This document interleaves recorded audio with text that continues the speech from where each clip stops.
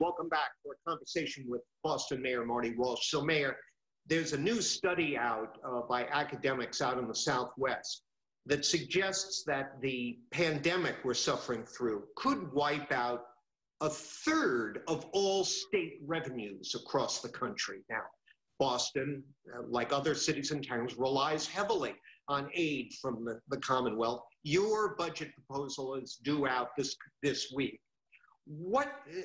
Don't sugarcoat it, give it to us straight. How dire is the city's financial situation as we sit here today? We are going to be cutting over $65 million out. We've cut $65 million out of our budget. The budget that's in front of the City Council on Wednesday is a budget that is a strong, responsible budget. We make investments in housing. We make investments. We create the first ever voucher program. We also make investments in education. But there's a lot of programs in there that are not going to get full funded. And these are difficult decisions. And right now, the budget does not call for any layoffs that we have to do right now or furloughs. But I'll tell you, there's been a lot of requests over the last 3 weeks about putting money into different programming. I'd love to do that. But unfortunately, in some cases right now, we can't do that. But it's something that as the year goes on, and if we do not go into a recession, we'll be able to fund some of these programs as we move forward. When this thing hit, you were presiding over an unprecedented boom in the city, certainly in terms of construction, new development, new revenues flowing in. There's been a lot of talk out of Washington of what we're going to see here. Are we going to see a V-shaped recovery where as the virus dies down, the economy just shoots back to where it was? What do you see happening for the Boston economy? I would have said 3 months ago or 2 months ago, maybe the V-shaped recovery is happening. But the uncertainty and the unpredictability of this virus is very concerning to me. We're seeing some states that they shut down, they reopened, and now there's a second spike.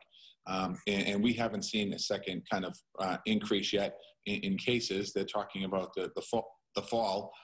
So that really throws kind of a very difficult situation at us. Listen, for 6 years, I've been able to manage a budget that has been responsible with incredible new investments in. This is the first time that I've had to take it, but it's the first time that many of us in the council have to take a vote that's going to be a budget that's going to be reduced.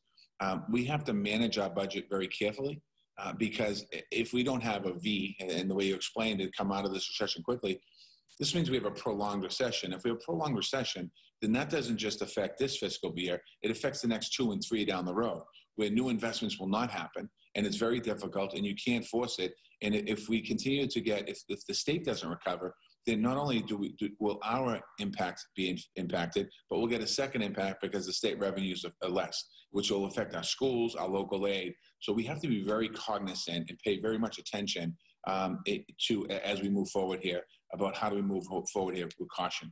To answer your question is, I'm not as optimistic about a quick rebound in recovery. Right. We're already seeing several restaurants in Boston shut their door down. They've lost business for 3.5 months. They're not reopening because of coronavirus. That's the restaurant industry. You can go across the board, our hospitality industry, our tourism, all of those different areas. Tourism is a big, big economic boost to the city of Boston. They're not coming back. Not to mention healthcare and higher education. Healthcare took a big hit during the coronavirus. A lot of the surgeries and procedures that were going to happen didn't happen.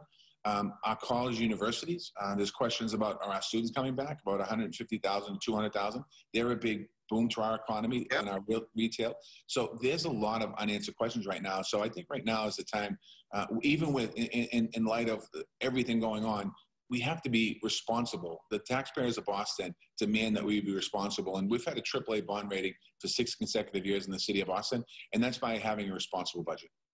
Mayor, I wish I had a half hour to talk with you. There's so much going on. But let me close out with something that at a time when people are disagreeing vehemently about all sorts of things, I think there's one thing everyone can agree on.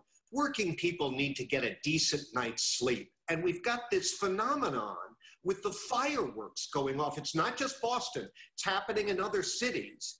Something that normally would happen around the 4th of July, but now it's an almost every night thing. What on earth is going on and what can you do about it? Well, I mean, it's not just happening in other cities here in Massachusetts. It's happening around the country. And Right. these fireworks, from what I understand, are not the basic fireworks. They're coming from other places. I got a flyer in my house the other day to buy fireworks online.